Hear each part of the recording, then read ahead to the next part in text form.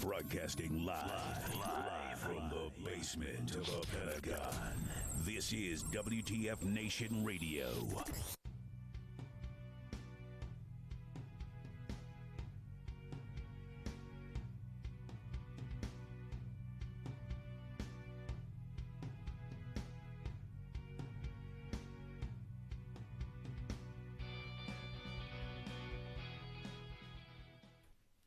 Hey, guys. Today is April the 28th of 2020.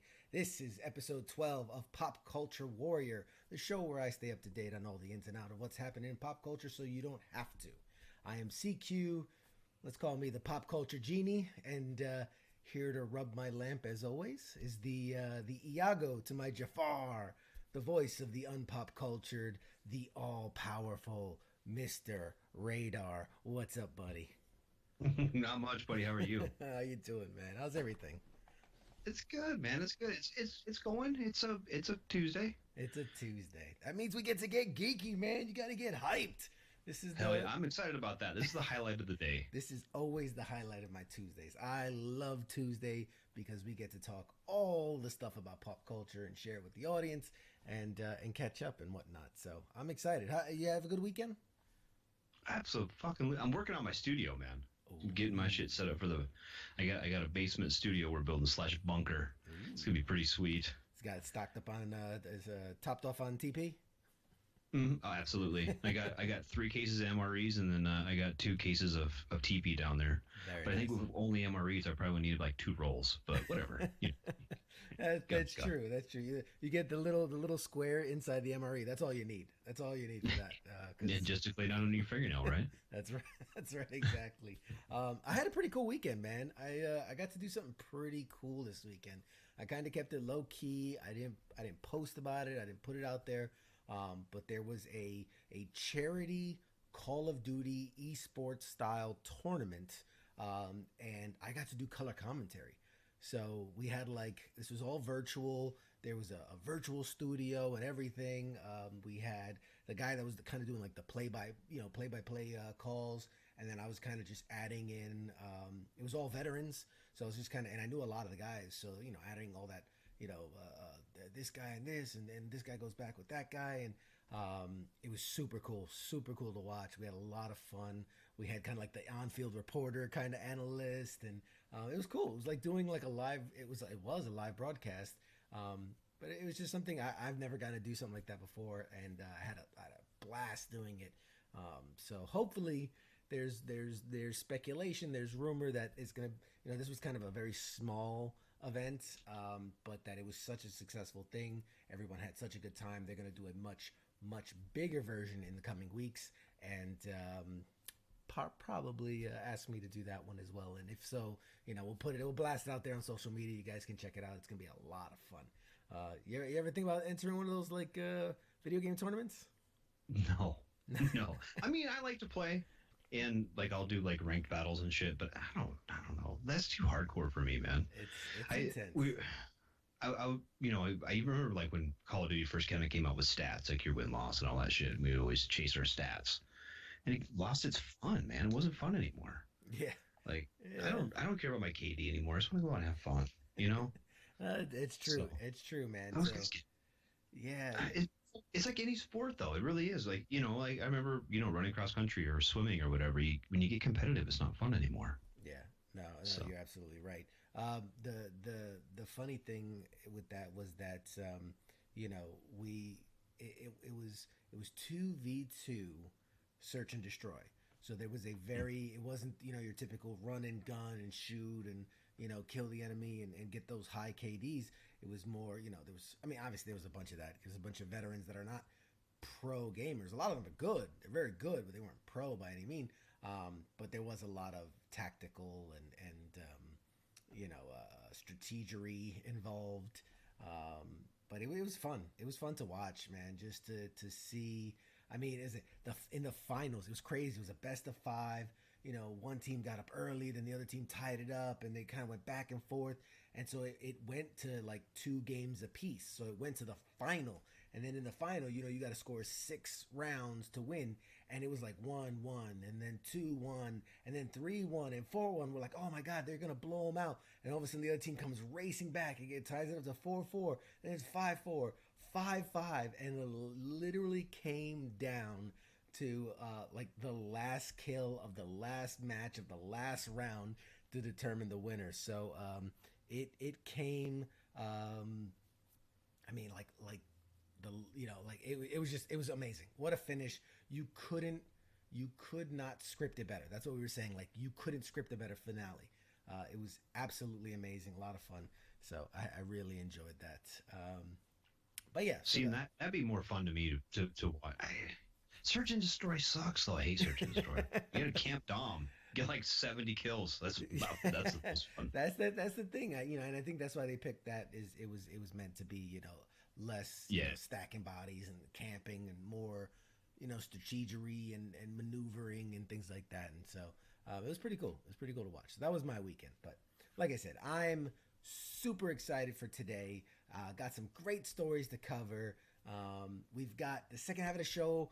Oh my God, I'm super excited. We've got PJ Walsh. PJ Walsh is a Navy veteran. He left the service, became a comedian, has toured. He's opened for like Larry the Cable Guy. He was in a movie. He's done a bunch of TV. He's also an American Ninja Warrior. He's multiple time competent of American Ninja Warrior. So the dude's just a complete badass.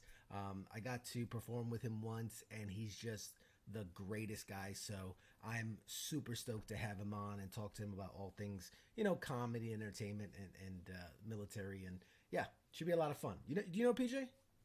I don't know. I've seen him. Some of his stuff. Like I don't know, man. I'm not with you, dude. I don't know. I would like go have coffee and beers and shit with these people. Like you're like, I don't know these famous people. I'm like, I don't know. No. I saw him on TV. Like no, hey, PJ's a great guy. I'm like I said, I'm super stoked to have him on. I think you guys at home are gonna really, really like this. For my comedian friends that watch, he's just a wealth of knowledge. And I don't want to spoil the stuff. We'll get into it with him, but yeah, so stay tuned for that.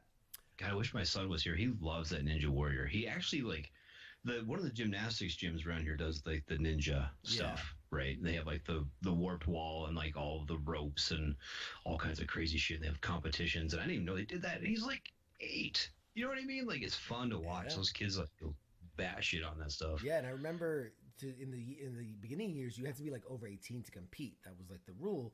And I remember like 3-4 years in, you'd have like, this kid just turned 18 and he's been training for the last 3 years, blah, blah, blah. And it was so popular with kids that I think it was like the 5th season or 6th season that they finally did like a Ninja Warrior Junior, like a kid's version of Ninja Warrior, so that kids can compete. So I thought that was pretty cool. I mean, like, and they do like age brackets. I don't know if you know anything about soccer and all that, but like U10, U12, all that. So they kind of do the same thing with that too.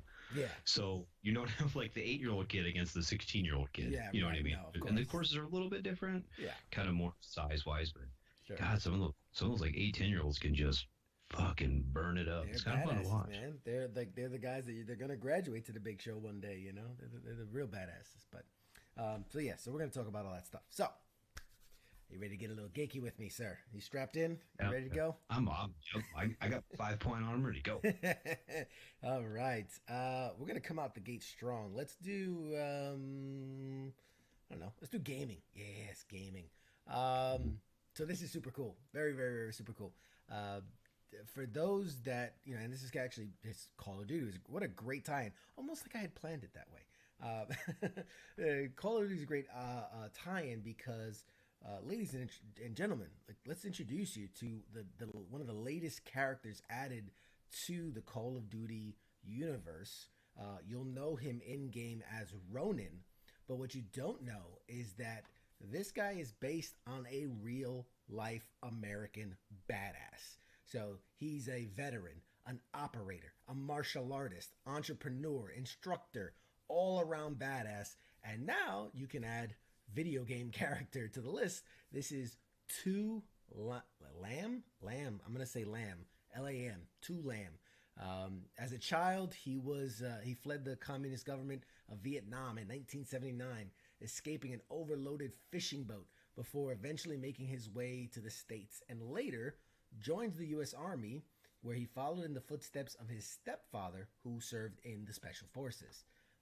Lamb spent 18 of his 23 years in the Army in Special Forces, deploying to 27 countries, the majority of them war zones and conflict areas. He retired in 2016 as a Master Sergeant, went on to found Ronin Tactics, which develops equipment and provides training for civilians and law enforcement personnel. This past Tuesday, Call of Duty Modern Warfare introduced Ronin, a new playable character in the first-person shooter who is literally modeled after him, even taking the name of his company and sporting the business logo as his shoulder patch. So now, like, most characters in Call of Duty are like amalgamations of people, and the idea is that they're general veteran. Like, this is the first time in the franchise history that they've modeled a character, an in-game character, directly off a real-life veteran.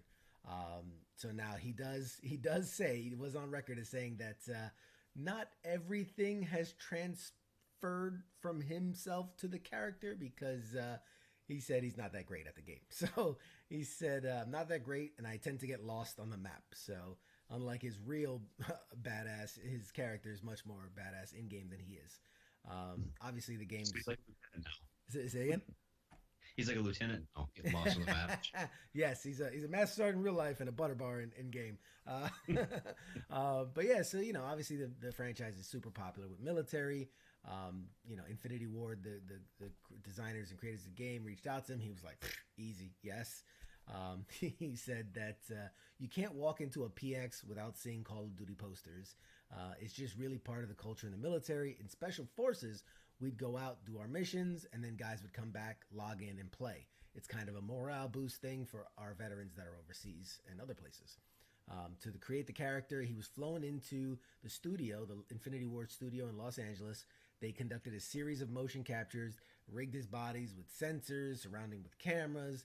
He was doing all the moves and all the, the in-game finishers and stuff like that. And, and they said in designing this stuff, a lot of times they try to go over the top and very, movie style. But for him, they tried to utilize a lot of his, his military background, his martial arts background, and really tried to capture his essence, the way he moves, the way he fights, to create this character. So pretty cool, right? I mean, pretty badass to think that, like, you're such a badass in real life that you get to also live on forever as this character in game as well. Would you like to have a video game character created after you? I was just gonna say we need to have him on and see if he can hook us up. All right. Oh my God. Hey, if anybody knows anyone at Infinity War or anyone over at Ronin, hey, hit us up, man. We'd love to talk to this guy. It's just so cool. I think, man, hey, let me ask you this. Obviously, so okay, maybe Call of Duty is out of reach for us. If you could have your likeness made into a playable character of any game, what kind of game would you be in? NBA Jam. NBA Jam, really? Hell yeah! I want to be like fucking B-Funk, dude. That'd be sweet. That's I know it probably. I'm sure you could maybe get it for your computer, the Oregon Trail, because my fat ass would die halfway through it anyway. So maybe something like that. I don't know. I was gonna say Call of Duty, that'd be fucking tits, but they don't want some like middle-aged, slightly overweight, short dude on there. Like, they don't need all that. Dude, are you lactating? What kind of power is that? No, yeah. Hey, so if anybody's in the chats, man, I'd love to hear what you guys, what game would you like to be a playable character in? Fighting game, shooting game, racing game. I personally, like I've said this many times, love Dead by Daylight. One of my favorite games, horror/survival asymmetrical game. I would love to be a survivor. I'd love to be, pick my character and be running for my life, from the killer. Kind of counterintuitive because, you want your character to be running for his life all the time and possibly getting mutilated and murdered. But I think that'd be super cool. I think that'd be really cool to have, these people talk about like when they do, when they're actors in horror movies and they're like, I had to film the scene where my head gets chopped off, and like, they love it. They love that stuff. They always say like, it was so cool to see like the stunt double or the, the dummy get its head chopped off, and that's my face. So yeah, I think that'd be pretty cool to witness that. They're just gonna pay me to be the dummy. Just chop my head off. You're the guy. You're Here's the your 40. stand-in, right? Sure. You're gonna be the stand-in. That's awesome. Yeah, no, I mean, kudos to him. Let's see, we got Chris. Hey, Chris says not a playable character, but I'm an NPC in Wasteland 2 and in the credits as a military advisor. It's Get fucking. out! All right, we're gonna have to have you on the show, man. You're gonna one of these days you're gonna call in. We're gonna talk about this because that's pretty badass to be in Wasteland 2 as an NPC and in the credits as military advisor. That's pretty damn cool. Good for you, man. Shit, I'm impressed. I'm super impressed. I'm gonna have to get your autograph. But yeah, so I think that'd be just such a cool thing. Moving on. Oh, this is so cool. This is really, really, really cool. I saw this and like my brain exploded. You ready for this? So I'm gonna pull up a little something, something, little something, something. Where you at? Here we go. All right. So check this out. Now, where you guys are gonna look at this and go like, oh, cool. Pictures of airplanes flying. This is a video game, guys. This is a video game. So right off the bat, it's one of the most graphically gorgeous games. They're talking about pushing it to 8K, right? Like it's just phenomenally great. When I tell you that's the least impressive thing about this game, you guys are gonna lose it. All right. So this is Microsoft's Flight Simulator. Staple. It's been around forever. This is the newest one that's still in testing. You can actually go on and play it right now in like an alpha state. This is the alpha state, but it's gonna be releasing soon. So real quick, it's like I said, it's not fully out yet. It's slated to come out this year, but there's a few people playing the early version of it. Some things about this game that are super cool. Microsoft's Flight Simulator will implement real-time air traffic. So that's right. On top of seeing other players in the world, the Flight Simulator will simulate real daily air traffic across the world. That means you could be flying across the country, you spot a flight that's also happening in real life. You see what I'm saying? So like it's going to be tracking real world data and utilizing those flight patterns to create, NPCs, non-playable characters in the game doing those same flights. The developer did clarify that, if for some reason they lost connection to like the live air traffic, that there is AI that, flies the same patterns and whatnot. So it's not necessary to technically be connected, but it will be connected and updating live air traffic information constantly. This by far is the craziest part of it. You can fly anywhere in the world in this game. So I mean, literally anywhere in the world, the whole planet has been mapped, modeled, and is ready to be flown from. Like they have tens of thousands of airports. A recent tester was trying his damnedest to disprove that claim. Like he was trying to get to the edge of the map, but didn't matter where he went. He left on flights from Glasgow, Mount Fuji, New York, JFK, all over the place. And turns out, yeah, it's true. There's no drop in detail from one location to the other. You can go anywhere and it all looks this good. So this being a Microsoft game, all the terrain data is being pulled from its giant search engine, Bing. So yes, Bing is finally being used for a good purpose, other than being Google's step-headed little brother, or red-headed step-brother. Yeah, that's the saying. So the data, they've got the data there. The topography of each area still gets fleshed out with trees and buildings, and they add traffics in the street, all types of stuff. You go over the Serengeti, like you'll see giraffes, running around. They're using they have like this development learning AI system that's basically leveraging another one of Microsoft's properties, the Azure cloud. It's the cloud computing service, but basically Azure interprets the raw map data that it's getting from Bing, knows where to populate certain areas. It uses, pictures of landmarks and things like that, and kind of fills in the blanks of this kind of raw world. They have 37,000 fully detailed airports. So even though there's much more of that in the world, like they've gone to the biggest airports, fully fleshed them out, and given them a life of their own. Using satellite footage, imagery, everything. On top of that, there's going to be seasonal weather. So the weather system runs deep. Clouds will cast shadows over the landscape. They're going to be this is geek talk, but they're going to be 32 volumetric layers of the clouds. So you won't just see this kind of big blob in the sky, but there'll be it's going to look like clouds. There'll be cold fronts, warm fronts. They'll be creating rainstorms. And they're going to be using real life aerodynamics simulation, which runs 1,000 surfaces simultaneously. So basically, the wind will affect your craft, the air pressure, the cold, the heat, the rain, the fog will all affect the way your plane flies. It's incredible. And then the final thing I'll say about this is that the initial install size for this game, as you can guess, it's going to be rather large. It's 150 gigs. So that's about the same as the current Red Dead Redemption 2 PC port.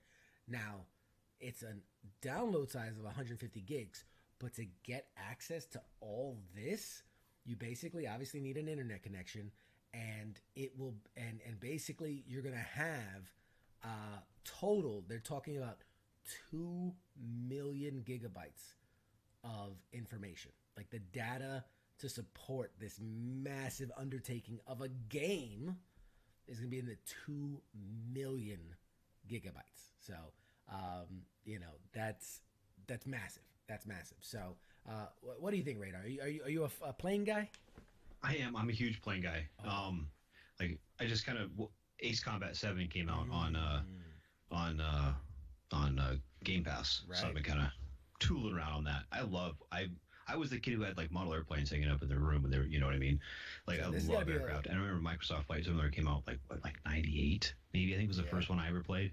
And to see how amazing this is becoming, how much?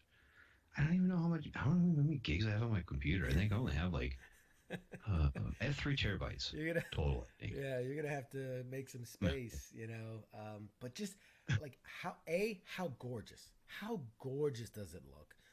Absolute stunning. I mean, like those people that are like, man, I wish I could see the Eiffel Tower. Like obviously it's a game, but to be able to like, all right, I'm gonna fly and I'm gonna kind of experience the city in this new way. I think it's super cool. Like you could literally fly over your own house. You get a small little Cessna, a little prop plane, and you could like take a tour of your neighborhood, and see what it looks like from the sky. It's so cool to me. I grew up in New York City. Okay, I grew up in New York City, and it's obviously the center of a lot of video games. If you played like Grand Theft Auto 3, or like it's not New York City, but it was very reminiscent of New York City. So I would always remember playing and going like, oh, I know this area that reminds me of this. This is kind of like Central Park, and this is all like downtown. Or playing Spider-Man 2 on the video game, where they like tried to recapture, you got Empire State Building and Chrysler Building and things like that. And so going like, oh, this is kind of my neighborhood. I used to love trying to like find my neighborhood, find where I lived. Games never went that far. All the New York games tend to be downtown and all like that. I was a little like mid east side, whatever. But it was always cool to be like, I'm playing a video game that's kind of like based on my home. So now to be able to really fly over your home, fly over your neighborhood, fly to your local small town airport. We had like one of those, dirt airports like 10 minutes from here, or you got the big ones, BWI and DWA and all that. I think that's so cool. That's so cool. And I'm not a flight sim guy. I was very fortunate. I got the opportunity to fly a plane. It was very small, little twin propeller thing. I got to, I didn't take off or land. Obviously, that's way out of my ball brain. But I got the opportunity to feel it and get up there and maneuver around in the plane a bit. And I could see why people love it. I can see why people just get enamored with it and fall in love and get addicted to it almost, because it's such a rush. It's such an adrenaline rush not in the same way you'd go skydiving, but just this thrill of like I'm flying in this thing that realistically is being held up by nothing. I'm controlling this thing that's just hanging in the air, and at a moment's notice can just plummet to the ground. It's such an exhilarating feeling. But so yeah, so what do you think? You think you'll check it out? You think you're gonna get the flight simulator? Probably. I don't know. I love pushing you into stuff. Trying to sell you. I'm going to see how much it costs, for one. That's it. Because I don't know how much I actually play into. That's a lot of storage that you need to really utilize it. I mean, obviously this computer's a fucking stud. It's got like, really nice graphics card, lots of, really nice processor and everything. But the other thing too, you're over here talking, I'm on my computer fucking playing fucking Microsoft Flight Simulator. Like, it's fucking pretty badass. Like, radar, pay attention. Well, I'm gonna crash. I'm just gonna hear in the background, warning, pull up. Right. No. I love kind of pushing you into doing things that you weren't gonna do. So. Are you gonna play? You think you're gonna download it and give it a shot, or are you gonna? Oh man, I'm super tempted. I'm, with everything going on, I do a lot between this show and a bunch of other things. I do try to get my gaming in. But yeah, this to me, Flight Simulator has always been, and here's the funny thing, I'll tell you a secret. I love watching those videos of the guys that play Flight Simulator, but like treat it real. They're like, oh, this is Boeing 747 calling tower, runway 6, you're clear to take off. Like, I think it's fun to watch. Me playing it, I think it's just a little too technical for me, because I feel like at that rate, I might as well just go get my pilot's license. Like when you gotta, okay, flaps up, you probably afford it. Well, yeah, right. But to get the system to run it good and then the space to run it, you might as well just get a pilot's license. But no, it looks super good, and I can't wait to watch videos of them playing it. I'll probably even Google I'll be like, my Flight Simulator fly over, and like put in my little hometown and see if I can find a video of somebody flying over. I think it's super cool, man. I'll get all drunk and get a helicopter and try to land in my backyard and shit. Exactly. Well, I was watching some like flight footage of it, and people are like landing in Alaska, like they're landing in the ice caps, and one guy flew it to the desert, landed in the desert when there's like giraffes and shit running around, and like it's like what.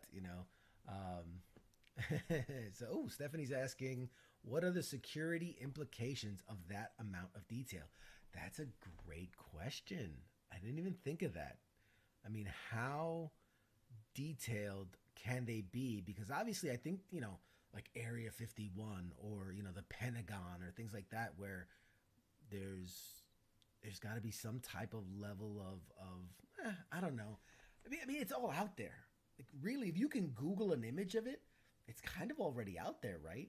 So yeah, but some of that stuff's kind of, you like if you look at Area 51, for example, it's kind of blurred out and shit. Like some of the, but you know what though? I was looking one time at like my old base in Texas, and you can like see the C-130s and 46s and stuff like line up on the runway. Yeah. You know what I mean? You can see the aircraft like on the fucking tarmac, on the ramps and stuff. So I mean, they get pretty accurate on some of that for Google Maps and all that. So I can't imagine that. Absolutely. I don't know. Yeah. But a C-130 is a whole lot different piece of technology than like a SR-71 or a So B-2 or some shit. The stealth choppers that they used to kill Bin Laden and things like that. The top secret stuff. And it's got those now. But yeah, no, I mean, it's a great question. Like I said, I think if it's something that you can already Google it, I mean, there's nothing to it. But I do agree that maybe there are going to be those blacked out sites where just maybe the computer algorithm will just kind of smooth it over, and like it's just forest. And like, I think there's a military installation there. Nope, just forest, and things like that. I don't know. But what if it's like okay, you know how like when Google Maps first came out and they were doing all that shit, right? And they would find like naked people on the pier and shit. Or like people, you know what I mean? Like if they did that, that'd be cool as fuck. That's what I would do. Just fly around looking for naked chicks sunbathing in their backyard. Like, what's up, girl? No, I'm just kidding. I want to say sorry about it. it's only topographical. I don't think that they're actually using like the images. I thought that's what they were going to do, just kind of use the images to, Right. do that. I mean, that makes sense. But Yeah. maybe that's what all them crazy satellites have been in the sky the last couple nights. It's intense. Camo Boss says, "Can you fly over Fort Hood and see the tanks in the lager?" Hmm. Interesting Mm. question. Look up Israel on Google Maps. Satellite view. The whole country is blurred out.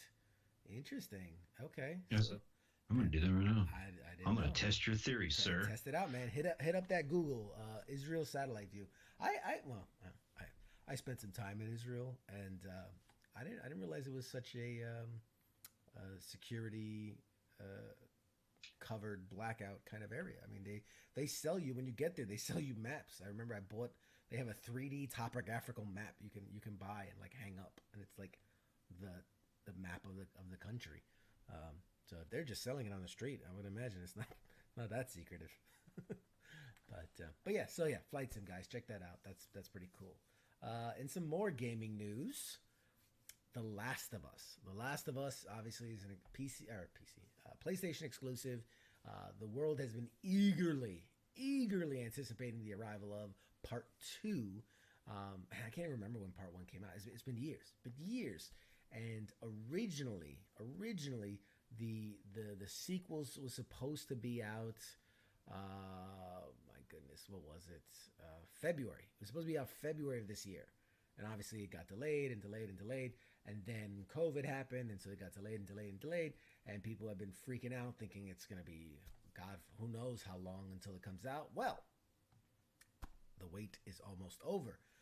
It will finally be making its way to the PlayStation this summer. After several delays, the latest one due to obviously COVID, the highly anticipated sequel was just announced this Monday morning that it will be released on June 19th. Naughty Dog and Sucker Punch Productions wanted to personally congratulate and thank the teams for their achievements. We know it was not an easy feat to reach the finish line under these circumstances, but teams that have worked hard to deliver world-class experience, and we can't wait to see what you think of them when they release in just a few short months. So it was originally set to come out in February, got pushed back to May before the whole COVID stuff, and then afterwards they said they shelved it indefinitely, which people freaked out over because it was so close to being released. They're like, how much more time could you need? So luckily, the May 29th wasn't as pushed back as far as we feared, and so June 19th is the day that everyone will get to play The Last of Us Part Two. Did you play the first one? No. No. Oh, dude, you played it. You asked me. I think Oh, you yeah, asked that's me right. before. I'm like, no, Yeah, that's right. No. Oh, hold on a second. Yeah. I need to interrupt just for a second. Oh, the Israel thing, right? Yep, Israel. Who said that you cannot see Stephanie. it on Google Maps? Stephanie said What's up? on Mixer. They're full of shit. You can see it in satellite view. You sure can, and it's not quite as clear. Like it looks like it's just a bad quality photo. But I just looked at Nazareth. I looked at Tel Aviv. Well, you know what? Maybe she's saying like almost like the street view that we have in the States, where you can like zoom into someone's backyard. Maybe that's what she was saying. Like you can't zoom in tight. But okay, so I'm at Tel Aviv right now. And there's some tank driving course or whatever. You can see the tank tracks in the sand and everything. Like you can't. Yeah. It's not as crisp a picture as you get from the U.S. But it's still pretty good. Like if you wanted to target like a hospital or something with a rocket, you could do it. Let's put it that way. Kind of like. She posted. Okay, she says go to any of the borders and the resolution is cut. So I'm wondering. Maybe she's saying there's a difference between the other countries around it. Where's Damascus? Is just up to the north. Let's try it. Haifa. Hey, what's up? Lieutenant Reaper says hello. Hey, man, what's up, man? How you doing? Thanks for joining us. We getting some people in the house. Check it out. Hey, Lieutenant Reaper following, man. Appreciate you, bud. Which, by the way, I'm gonna mention. Okay, I wasn't gonna say nothing. So I recently came out with a merch store. You can get some cool CQ branded merch, some pop culture branded merch, and if someone purchases something live while we're on air, a thing will happen on the screen. I will not say what. We'll just let it happen one day when someone happens to buy, I don't know, a shirt. We got shirts, stickers, hats, or mugs, mouse pads, the whole nine, hoodies. So if somebody does buy, well, and I'll be wearing some of the, I don't have it right now, but I just put it up. But I'll be wearing some of the merch probably the next video. So yeah, if somebody buys something, don't freak out if you hear like an alert and a whole thing happens on screen, because I just thought it'd be fun to do. You know, you see all these Twitch streamers and Mixer streamers and all that. They do it. So like, yeah, let's try it out. See if it's any fun. Anyway. But yeah, so back to the Google thing. I don't know. It's kind of, I went up to Tripoli. It's real similar, maybe a little bit better, but not much. I mean, it's not the street view, it's the overhead. I think it switched to street view, but it's, I don't know. Not much better. I mean, honestly, it's a little bit, maybe it could be a newer satellite. It's not enough to be, it's not a marketable difference. Let's put it that way. Gotcha. I would think. I'm not a satellite analyst. I don't know, like. Can you detect the weather patterns in the shit. Yeah, that's cool. Well, hey, thank you for checking. Appreciate it. That's what you're keeping us honest. Yeah, man. that's my job. That's what we're doing, man. Gotta keep us honest. But yeah, so Last of Us, phenomenal game. I'm one that's more loyal to the Xbox brand, but kudos deserved where they're deserved. Last of Us is a phenomenal game. They're making an HBO series out of it, and I can't wait to watch that. It's just really solid writing, directing. The gameplay was stellar. It was smooth. It was crisp. Told the same kind of tired story of like zombie apocalypse, blah, blah, blah, zombies. But they did it in kind of a fresh way and made it about the characters, very much like almost like a Walking Dead, where it was more about the people trying to survive than it was about really any of the horror of the game, but definitely had plenty of horror. Anyway, so yeah, so Last of Us Part 2 is going to be lit. It's going to be awesome, and I think that it's going to be really worth picking up and playing for those that have PlayStations. Hopefully, one day they port it over to the Xbox. That would be fantastic. I would very much appreciate it. So much, in fact. So what else we got here? Ooh, speaking of PlayStation. God, it's almost like I tie all this together. So well done. Like I planned on this or something. You're going to get a kick out of this. So you're an Xboxer like myself.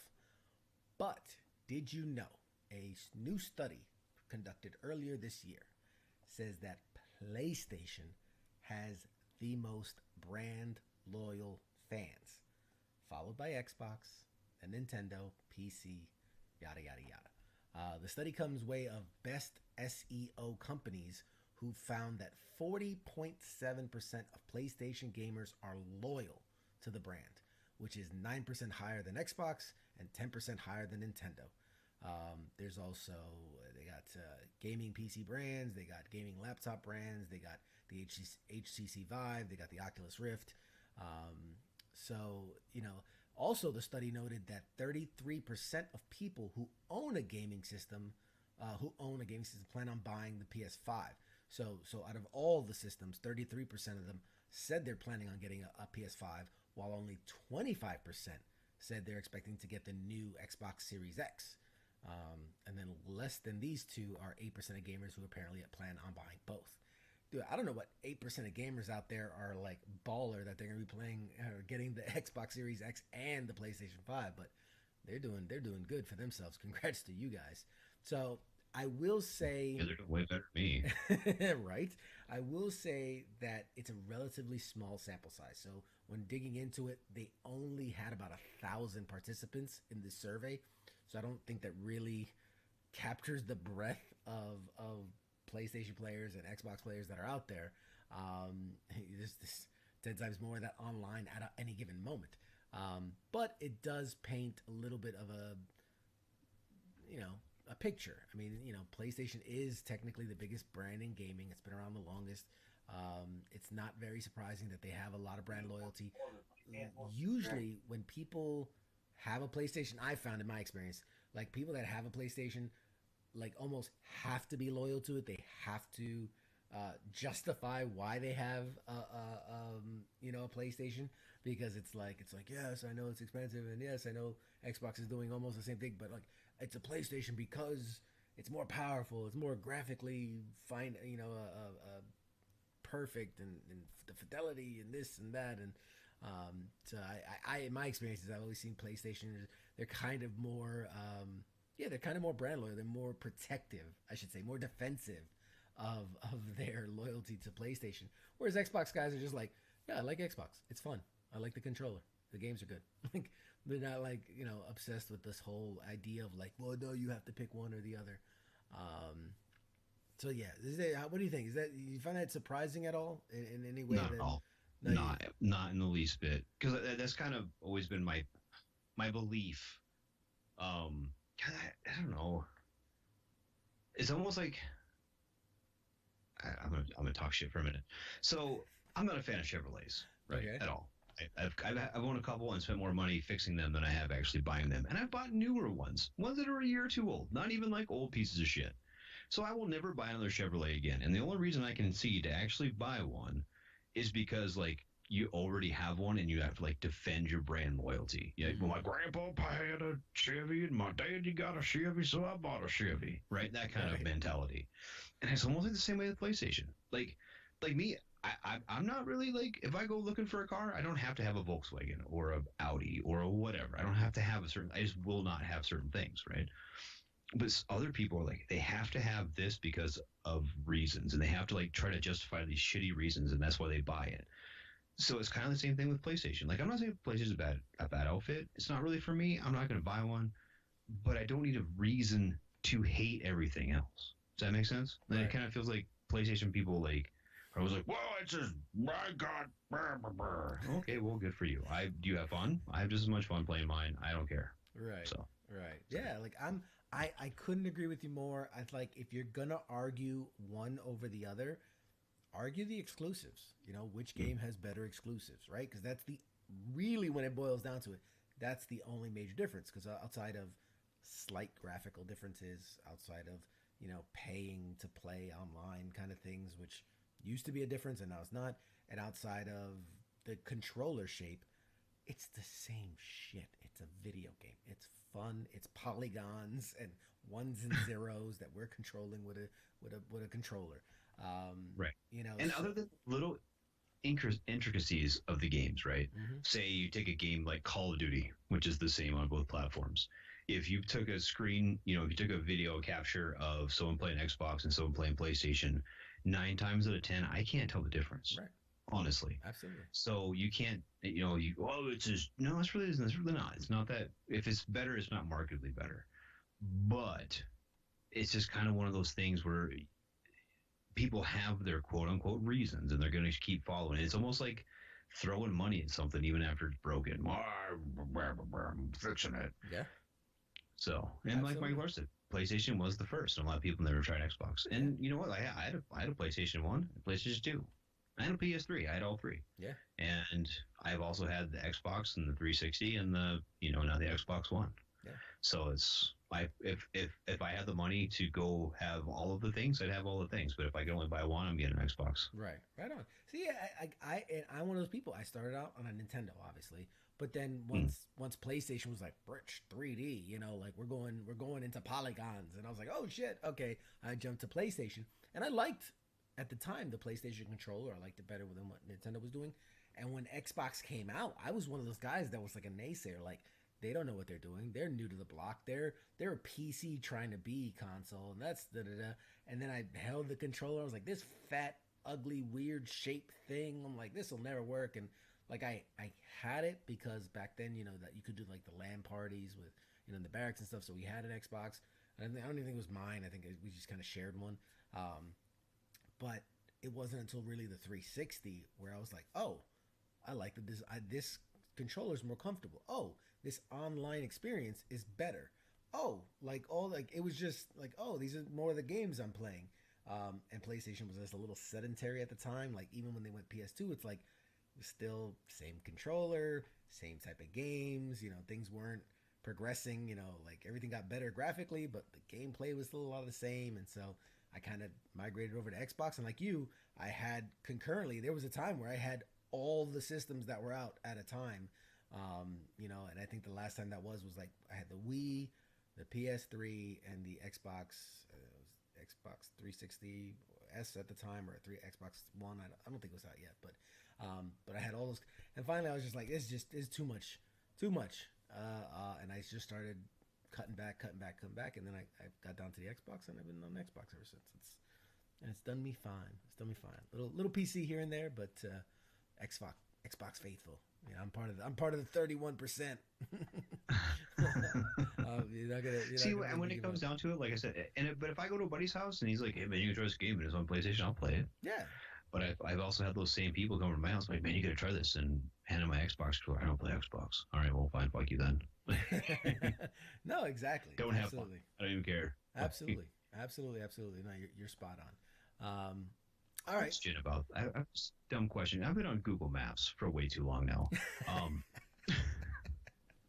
And I'm looking at like all my old base in Iraq and shit, right? And I know they don't have a lot of troops there anymore. Right. But talking about being censored, those are still being censored.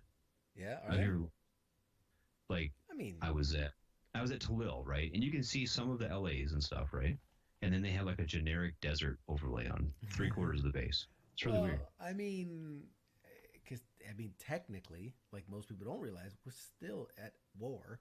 You know, we're still in active combat. You know what I mean? The guys are still dying. Guys are still fighting out there. It's just not mainstream everyday news like it's been for the last 15 plus years. But it technically, I mean, it's still a war zone. So I get right. Well, I don't know where we have troops and we don't anymore. I know it's way less than 08 when I was there last. Obviously, yeah. But it's just really weird to see like if there's nobody there, then why censor it out? Yeah. Kind of deal. You know what I mean? Sorry. No, you're shit. But let it go, man. Let it go. No, it's good. It's a good point. Why are you censoring my stuff? I was trying to find my old house in Iraq. Liberty in the Middle East. Like, oh, that's my old shitter. I used to spank it in that shitter. I'm surprised that shitter didn't get pregnant. All right, let's switch it up. I know we got a couple minutes before the break here, but I guess perfect time though. I want to share with you guys something that we are a year removed from Avengers Endgame. Okay, one of the biggest movies of all time. We're a year removed from it, and there's still more to see. Okay, they just had a watch party online for the 1 year anniversary, and so let me back up. A couple months ago, they did an art book, and in that art book, they basically showcased a bunch of what you've seen in the movies, but also concept ideas that never kind of saw the light of day as far as the movie goes. And one of the concept arts, they showed Doctor Strange wearing the Iron Man armor and Iron Man wearing the cloak of levitation, like Doctor Strange cloak, and people went bananas. They're like, "Oh my God, what was this for? What was this concept?" They never explained it. It was just a thing in the art book, and let it go. A couple months later, one of the special effects guys, he posted a bunch of stuff. It was just like, "Oh, here's some unused this, unused that," and we saw another version of the Doc Strange in the armor, and then the thing, and so again, got people talking. Well, when they just did the 1 year anniversary watch party, the directors, the producers released a special little thing, and I'm going to show it to you here. And it's the first ever look, and you'll see the concept art on the left, but on the right, they actually filmed it. They actually did film Doctor Strange wearing the Iron Man armor, and Iron Man, you can't tell, but he's wearing the cloak of levitation because it would have been a CGI cloak anyway. The idea is that this would have happened during the rescue attempt in Infinity War, where Doctor Strange gets captured. He's being held by Ebony Maw with all the needles to his flesh. We see in the movie that Spider-Man and Iron Man, they rescue him by just like distracting the guy, whatever. Well, originally, in the original script, Iron Man basically like throws his nanite armor onto Doc Strange, which envelops his body and protects him for those needles. And then I guess at some point the cloak goes to Iron Man to help him, to protect him. So it's one of those things that this was super cool, super cool to see somebody like in the Iron Man armor like doing magic like Doc Strange would have been. Like I think that would have been the coolest special effects to see is the armor slowly goes around him and then he starts doing the magic on top of it. That would have been way cool. So what do you think? What do you see when you look at the image, Mr. Radar? Shit, stupid mute. I look like fucking cool as shit. I Right? mean, fuck. Well, what else they do? Yeah, they were. Did you think they actually have like a bunch of the footage, or did they just maybe shot like one scene and we're like, this is dumb? Yeah, no. Okay, so from what I read, they did basically it was the McFeely. So these are like the producers and whatnot. And they were talking about like, look, there were other versions that we shot, and they literally said some things were just too awesome and unfortunately too long to keep in the movie. Because remember, the movie was almost 3 hours long. So, I mean, there had to be cut downs somewhere. And unfortunately, I'm always a big fan when you see like people's powers combined, very team up style. Like when we saw in the original Avengers, we saw Iron Man shoot the beam at Captain America and it splits off the shield. Like those are like the team up powers, classic, comic book video game moves. So I think this would have been another kind of ode to that, like that costume swap, that power swap. I think that would have been so cool. I hope that there's one day a fucking 6 hour director's cut edition of Avengers Endgame and Infinity War where we can see all these scenes that they were working on. I'm sure with how graphically dense and just so detailed something like that would have had to been. I'm sure they didn't get very far. They probably shot like what we're seeing, the very hard version of it, the rough draft version of it. I'm sure they didn't. They pretty quickly realized that that was the scene they were going to cut, and probably didn't do much graphically with it. But still cool. Like I would have loved to see it, play out, and maybe they shot the scene. Maybe we'll never get to see it fully fleshed out with special effects. But I think, man, how cool to see something like that play out. I mean, that's, oh my god, that is just, mm, I've got goosebumps. I sincerely do that. Like you said, like the 17-hour director's cut or whatever the fuck they want, that'd be fucking amazing. There can't be enough. Please do that. If you're listening, Marvel, please do that. I think people would be okay with it. Maybe, obviously, maybe not in theaters, and not because COVID-19. Nobody wants to sit 3+ hours. That might be crazy. But release like a 3-disc Blu-ray, and just let it be. People buy like a season of a show, right? Like back, like, oh, the box set of Friends, and it's the full 13 episode season. Realistically, that's how many people binge watch Netflix, right? They'll binge an entire season of a show over a day or two. Why not a 6 hour movie? Why not the most epically overdone movie of all time? I mean, the cost of the movie would be like $1 billion, but still, I think people would watch it. I think people would eat that up for sure. But if they already have this stuff shot, I mean, it may be some CGI stuff to finish it. I mean, and actually they said right now would be the time to release it. The other one's old enough that is still, but it still captures an audience. Absolutely. You know what I mean? You still get people that haven't seen it or watch it a couple of times. And people are and hungry. If they were to release something amazing, I feel like that would really, like a 3 DVD fucking set, or release it on Netflix or something. Yeah. That'd be cool. People are hungry for it, man. People are scrounging for material. We talked about, like, would Tiger King have been as impactful had COVID-19 not made everybody sit down and watch it? Like, people are desperate for content right now. So, this is why, and we're going to actually talk about it after the interview portion, but, like the Mandalorian, big hit, everybody loved it. They're obviously doing second seasons and other than that. But right now, Marvel has so much shot footage and so much behind the scenes of this phenomenal breakaway success of a show. They're gonna make a docu-series on the making of the series, and they're gonna release it right now. Like, that's genius. We need things to watch. We need things to watch. Why not capitalize on the success of one item by just showing behind the scenes look at it?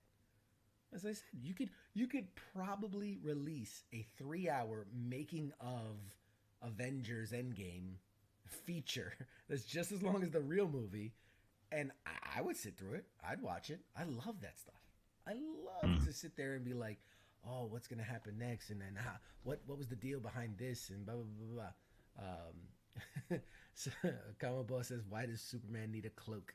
I think that's a joke. I'm gonna assume that's a joke, right? Because Superman. Yeah, why does Superman? I mean, technically, he doesn't need a cloak. It is, but it's not a cloak; it's a cape, right? That's the difference. A cape is like hangs off the back, and a cloak kind of wraps around. So yeah, Superman doesn't have a cloak; he has a cape. I'm not sure how to. I can't read sarcasm or funny intent in a message. I'm assuming you're being funny. I'm assuming. I'm going to give you credit in that you're being funny. And he kind of, in that picture, he did kind of look like Superman-esque Tony Stark did. But that was Iron Man, Tony Stark with Doctor Strange's cape from the Avengers. But yeah, no, I'm all for it. There's definitely. Nathan says, why did they make the Emoji Movie? That's a great question. Why did they make an Emoji Movie? Let's use the next 2 minutes to discuss the Emoji Movie. Why did they make it? That was a bad decision. I don't know. That was a horrible idea, but they did it anyway. Comic Boss says, you were talking about the Marvel Universe, so I figured DC should get some time. You're right. I get accused all the time of talking too much about Marvel. Obviously, a lot of Marvel in my background. But last week, we dedicated a solid portion of our 1 hour of news, and we talked a lot about DC. I think we talked about every DC movie that was in the works. We talked about every DC movie that came out. News coming about DC and the comic books. And actually, stay tuned after the interview. I do have some DC news. Not much of it, but a little bit of it. We'll talk about it, when we get back from our awesome guest. And guys, stay tuned. Please stay tuned. Don't go anywhere, because we are going to take a short break here in a minute. And then after the break, we've got an amazingly funny dude, PJ Walsh, veteran comedian, coming on to talk and tell us all about comedy and all the ins and outs of what's going on. I'm super excited for that. Stephanie says, in Australia, you can get emojis on license plates now. Get out. Really? Going to Australia. Really? All right. Well, with that, guys, we're going to take a short break. We're going to be back in 10. Don't go anywhere. We got PJ Walsh coming back. We'll see you in a bit. Shots.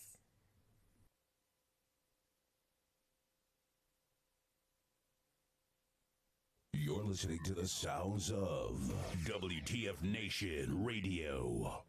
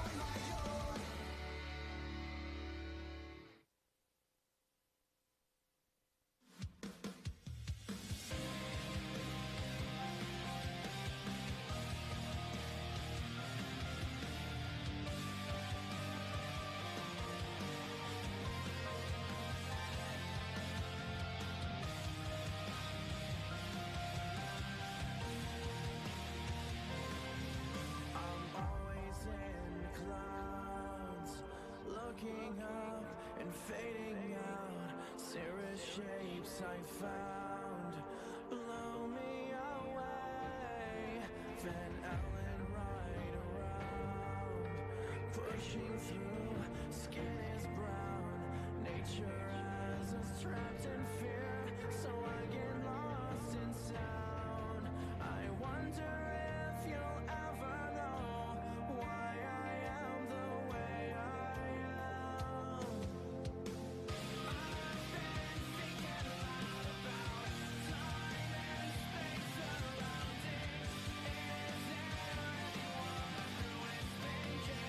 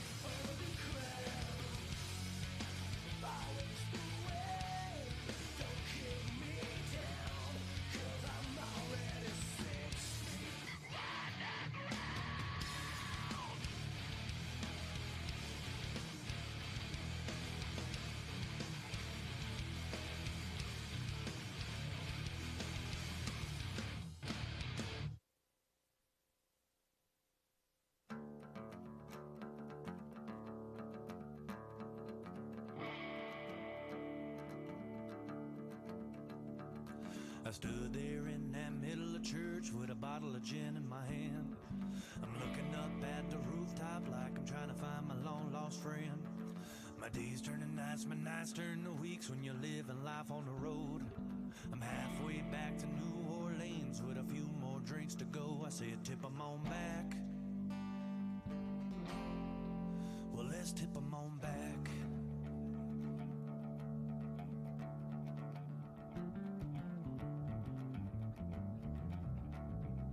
I finally made it back to Bourbon Street, picking some of them old night bars, hoping I could find myself playing music on my guitar. For the kid around, they all shouted out as the drinks began to flow. I pulled out that old guitar, then I showed them how to do-si-do. I said, tip 'em on back.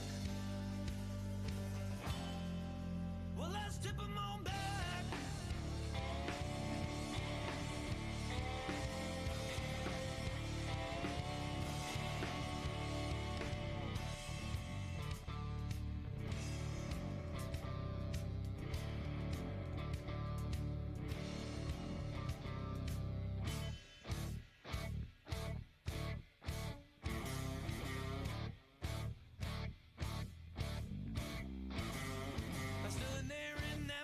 Church with a bottle of gin in my hand, looking up at the rooftop like I'm trying to find my long lost friend. Days turn to nights, but nights turn to weeks when you live a life on the road. Halfway back to New Orleans with a few more drinks to go. I said, tip 'em on back. Well, let's tip 'em on back.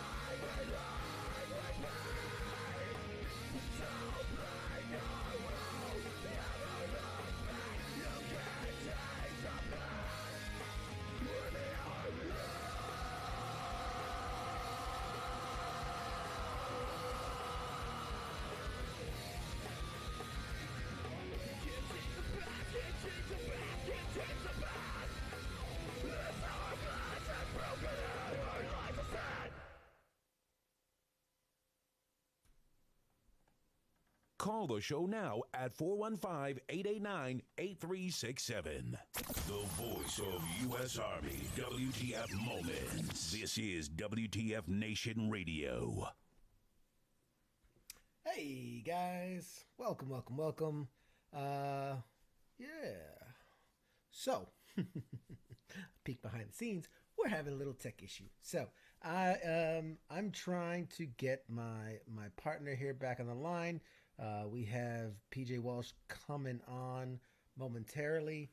I'm trying to figure out why our phone system, our connection here, is just decided to not work. It's decided that it's done. So what I'm going to do here is I'm going to reset this, let that reboot itself, and then we will try to continue on that.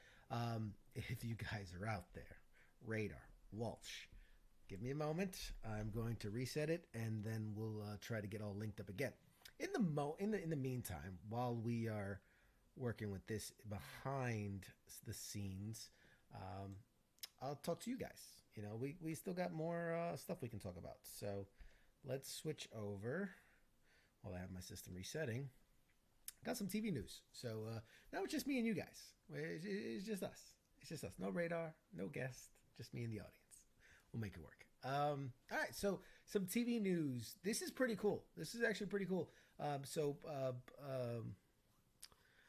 Parks and Recreation. For those that know, great show, ran from 2009 to 2015. Amy Poehler, Aziz Ansari, Chris Pratt became a household name during that whole thing. And 1 second.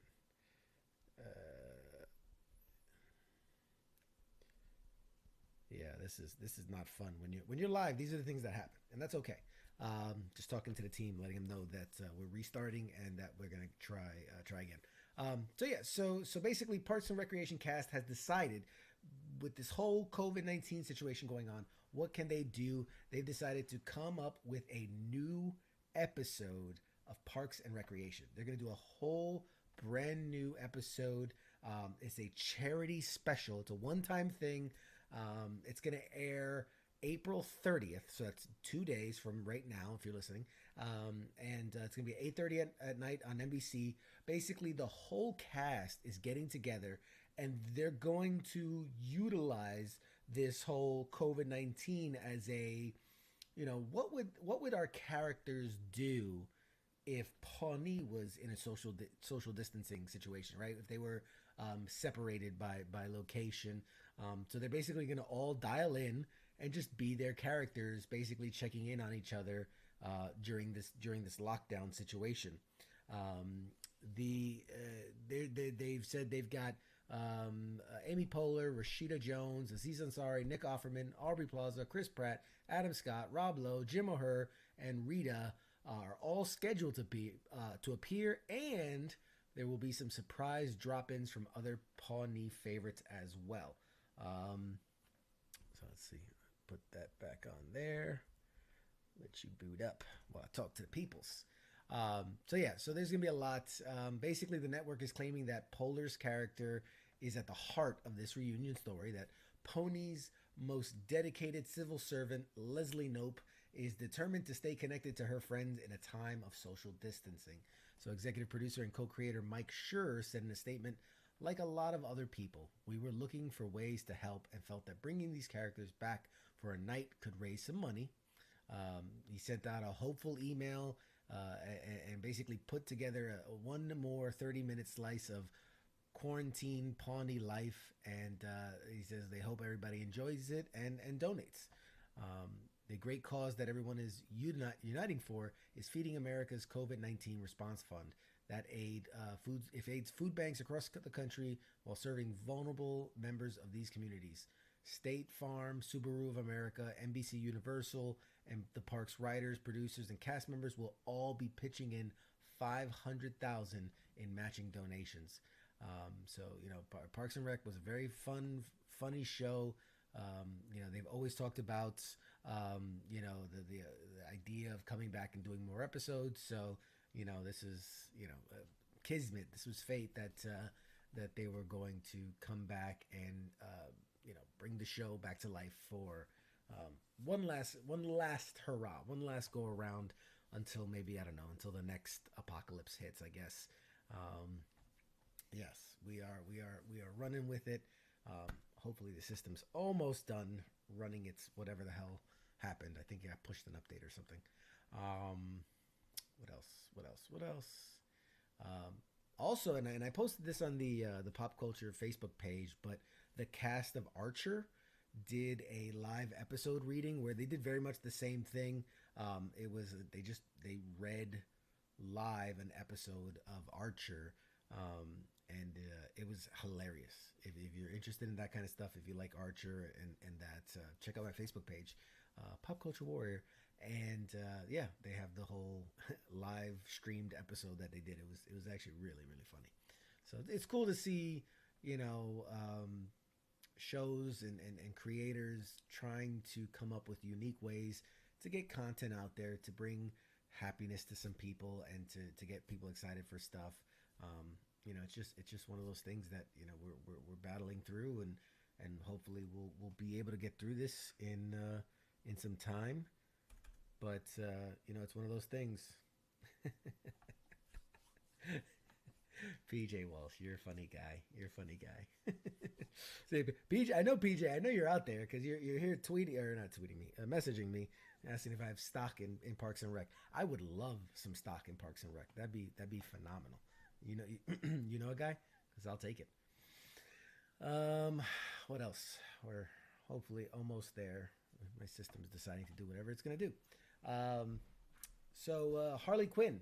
Harley Quinn. Everybody knows the Margot Robbie brought her to life in Suicide Squad and and the other film that we won't talk about. But the for those that don't know, on the DC Universe streaming app, there was I'm going to bring it up here so you guys can see it.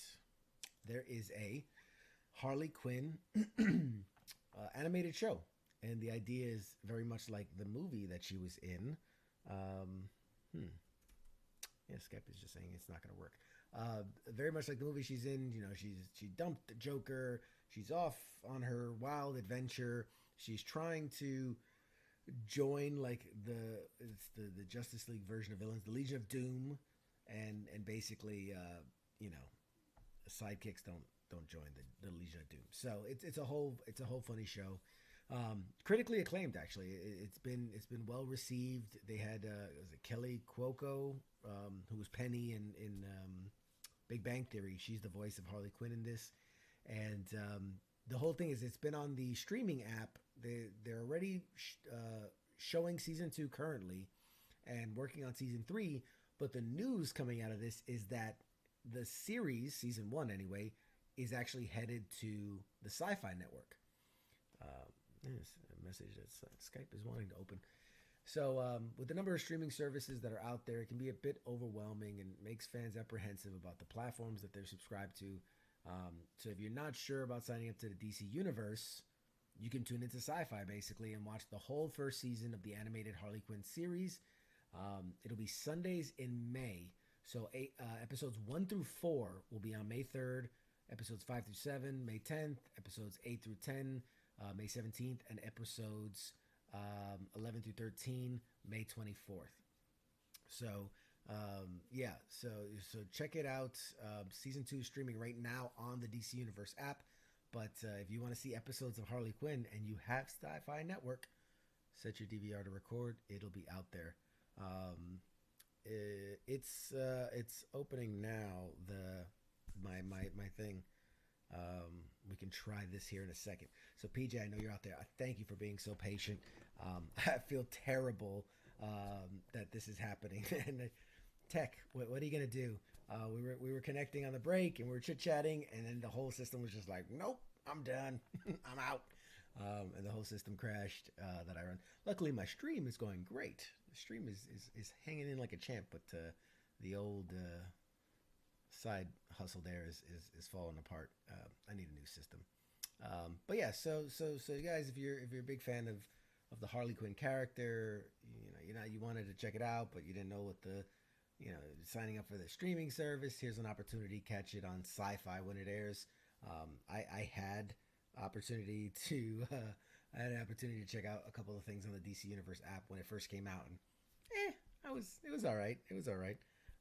But you know, I'm worried. PJ he's chomping at the bit, brother. I appreciate your enthusiasm. I want you to I want you here. We're gonna make this work. We're gonna make it work. I'm going to sue Skype for not working when I need it to work. So what else? What else we got? Well, we got some other things we can chat about. Luckily for you, I always come prepared. There's things I can't say on the air. Disney. So we talked about Harley Quinn. We talked about DC. So Disney releases the trailer for The Mandalorian. So and I mentioned this earlier. It's going to be a docu-series. So obviously the success of season 1, they quickly greenlit season 2, and in fact, I'll talk about this in a second. They're already working on season 3, even though season 2 hasn't even aired yet. But they're doing an 8-episode series that's going to debut on Disney next month, Disney Plus next month. So it's called Gallery The Mandalorian, or Disney Gallery The Mandalorian. It's going to be an unprecedented look at the making of the series. Each chapter will explore a different facet of the live-action Star Wars television show through interviews, never-before-seen footage, and roundtable conversations hosted by executive producer Jon Favreau. Topics will include the filmmaking process, the legacy of George Lucas' Star Wars, how the cast brought the characters to life, the series' groundbreaking technology, the artistry behind the show's practical models, effects, and creatures, plus the creative influences, the iconic score, and connections to Star Wars characters and props from across the galaxy. While there's been no mention of they're not going to talk about season 2 of The Mandalorian. Yeah, I mean, you got to figure if they're going to be sitting there, talking about Mandalorian, and with Mandalorian 2, the season coming out in a couple months, they're probably going to couple sneak peeks or little teasers here and there. And damn you, Skype, for not opening. But yeah, so the Mandalorians. The Disney Gallery, The Mandalorian, will premiere on Star Wars Day, which is May the 4th. So you can tune in when that comes out. I'm gonna tell the team this ain't happening. Peach. I am so sorry, buddy. I know you're out there. I know you're hanging around. I appreciate you. We're going to get you on the show. And when I say that, it comes online. God damn it. It's like it's messing with me. Okay, I think we're up. I think we're it's working now. Oh man. This is too funny. So yeah, PJ, if you're there and you want to try to do this, this is why live is fun, man. Oh man, this is why live is fun.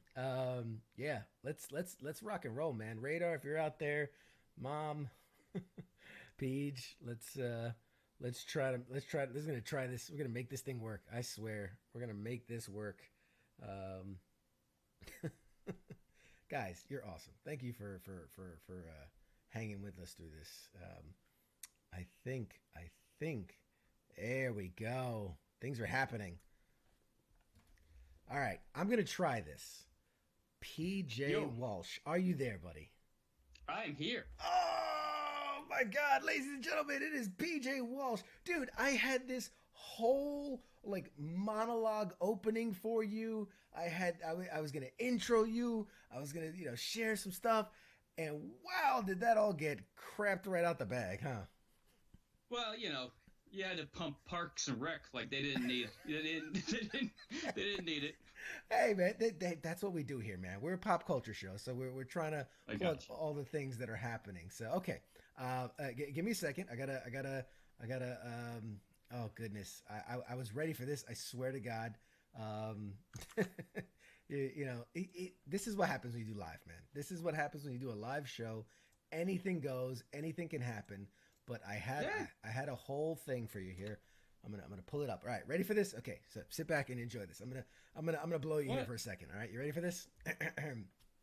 So, it says. Oh, like this is the introduction? I'm gonna try it. I'm gonna try it. Are you good? Okay, let me get a bucket because I'm probably gonna throw up. Because it's about me. I don't want to. Yeah. Okay. Here we go. Ladies and gentlemen.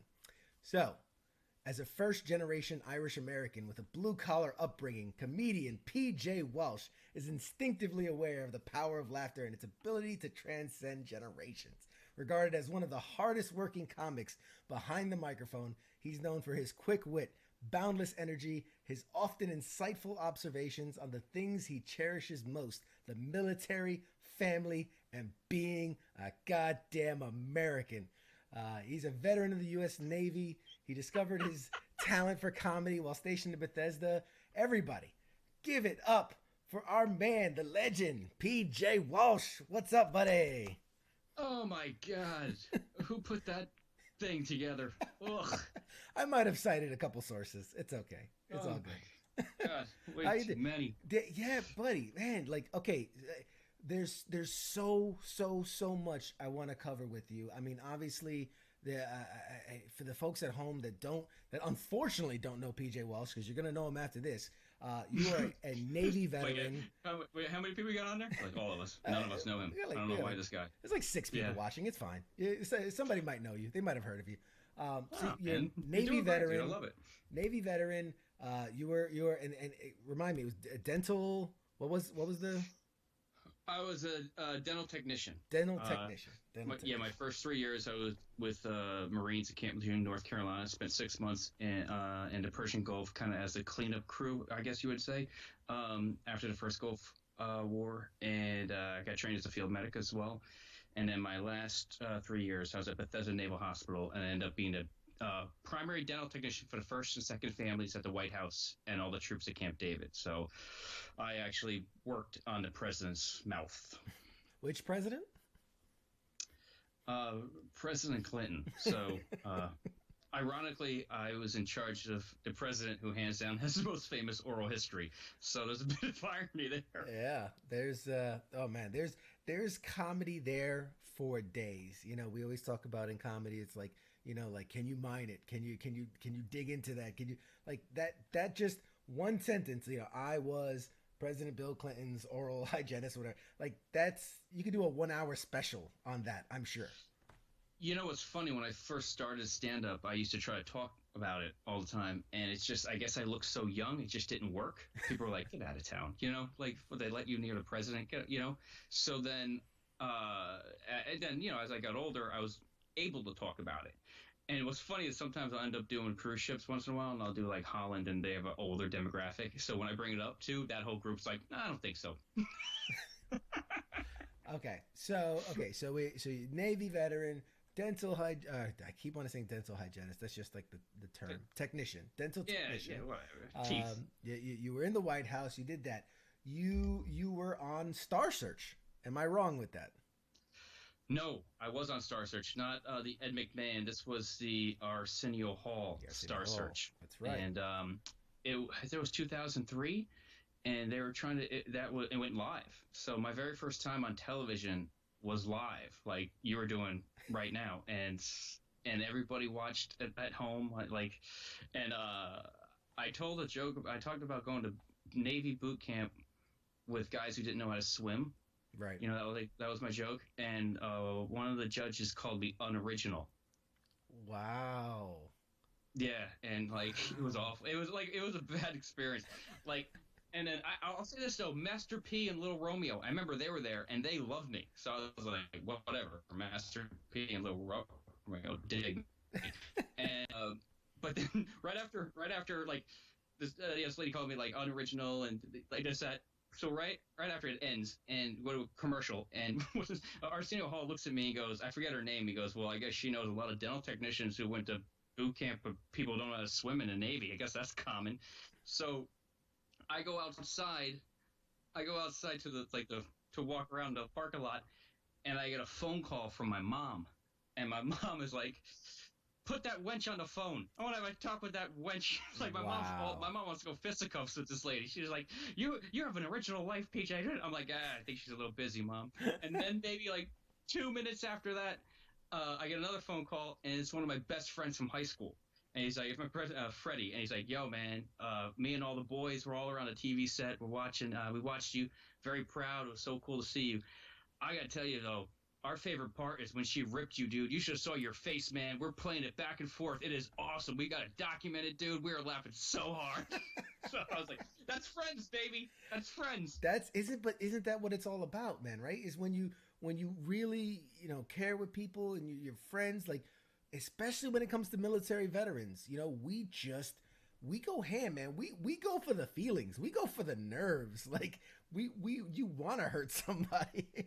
Dude, military friends are they're kids. You know how kids have no filter and they just see something in you and they'll just like go around. I remember when I was on the ship and Terminator 2 came out, and Robert Patrick, who was the liquid guy, whenever I walked, hey, here's Walsh, here's a T-1000, here comes the T-1000, T-1000's coming, he's gonna get you with his freaking liquid finger, watch out, they're like kids. They can't help it. Whatever they see, they go right at it. And it's natural to become a comedian after that. Absolutely. I have a good, I won't name names, but I have a good person I know in my life who just wrapped up basic training in the Air Force. And one of the pieces of advice I gave is, if there's anything you're sensitive about, like, don't put it out there, because they will take it, they will hammer it home. And so this person was called me, and they're like, "Oh my God, I just clogged up one of the toilets in the barracks." And I guess it's after basic. You're in the tech school of it, so it's more like, I guess, I don't know. It's like barracks room, right? You're rooming, but and they're like, I don't know what to do. And I was like, don't make it a big deal. Like, don't freak. Like, if you freak out, they're gonna know you freaked out. They're going to hammer you on that, and that's it. That you are that person moving forward. So like, you gotta be like, it's no big deal, so nobody rags you on it, right? Am I right with that? Do you agree? You dropped for a second there, but I think what your point was that, yeah, the minute you do something wrong or you can be labeled, that's it. Yeah. Exactly. So that was good advice. So okay. So you did the star search. I mean, there's so much, dude. I sat here and I dug in on you, and there's just so much there. There is? Yeah, absolutely. Let me tell you something. I'm the same way. I'm the same way, where I'm like I'm nobody. I haven't done anything interesting in my life. But the minute you start Googling and then click on this and click on that, and it takes you to this, takes you that, I'll let me remind you of some of the things that you're known for. I'm not a big. I don't Google myself, so this should be interesting. Well, I Googled you for you. So obviously, okay. So we came up with the dental thing. We came up with the Star Search thing. You toured with Larry the Cable Guy. You opened for Larry the Cable Guy. That's huge. Tell us about I was that. with Larry. So I ended up opening for all those guys. I think I'm the voice. I'm the announcer on Blue Collar 2, and to something in 3, and a little bit of behind the scenes for the Jeff Foxworthy roast. But through Larry's when he was at his height, his what was the name of the tours? I think Morning Constitutions and Right to Bear Arms. Right. I mean, he was. I pretty much was with the Cable Guy from when he was doing he started 600 seats, and Blue Collar took off. It went to Comedy Central. It released it as a movie and didn't really do that well, but then it went to Comedy Central. It blew up, and I was with Larry as that momentum started to take place, and it went from 600 seats to 1,000 seats to doing 1,200, 1,500 seat theaters, and then doing that twice a night, and then to these hockey arenas where it's 5,000 seats, and then it was just full, huge arenas where it was 15,000. And what was great about it is I got to become comfortable in each one of those stages because, right. He was gracious enough to bring me along and ask me and have me be his opening act through all that. So, and I got to watch him. I mean, it's very interesting to watch somebody become a star, become a superstar, and every comic at that time hated Get Her Done. They were like, whenever, and for a lot of that time I was living in New York City too, Los Angeles and New York, and comics just hated Get Her Done, and they'd be like, every time I'm on stage, they yell at me. I'm like, you think you hear it as much as I do? No, that's true. But it was great. It was one of those crazy experiences, and culminated in a lot of things that I never thought I would do. I lived on a tour bus for years, and then it culminated in my very last show with them was at Radio City Music Hall. And when I was a kid, my dream was to perform at Radio City Music Hall. My sisters were Irish step dancers. I grew up in New York, and so Radio City Music Hall is like the biggest thing you could do, in my opinion. And every year, my sisters would do a Irish step dancing show at Radio City Music Hall, and we would go and set up. My dad and I would go down and set up the stage for them and stuff. And I remember standing on the stage and looking at how big it was. And I said to my father, man, I must have been like 8 or 9 or something. And I was like, I'm going to perform here one day, Dad. I'm going to perform here. And my Irish dad goes, you have to have a talent. You don't have any talent. You have 0 skills. Not going to happen. So then cut to like my last show at Larry the Cable Guy. My dad's there. He's in the 4th row, watching me. And the show was amazing. And after it, we're walking across the street, going to like a pub in New York. And halfway across the street, my dad turns to me and goes, hey, man. I go, what? He goes, I'm proud of you. I go, excuse me? He goes, you heard me. And he walks off. Hey, that's that. But you got it. You know what I mean? Like that's a lot of people don't even get that. So that's something.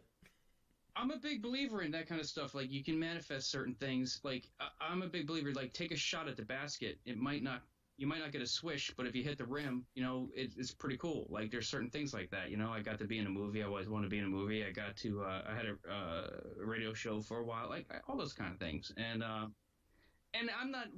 I'm one of these guys. Like once I check it off, I'm cool. I'm like okay. I get bored really really fast. So like.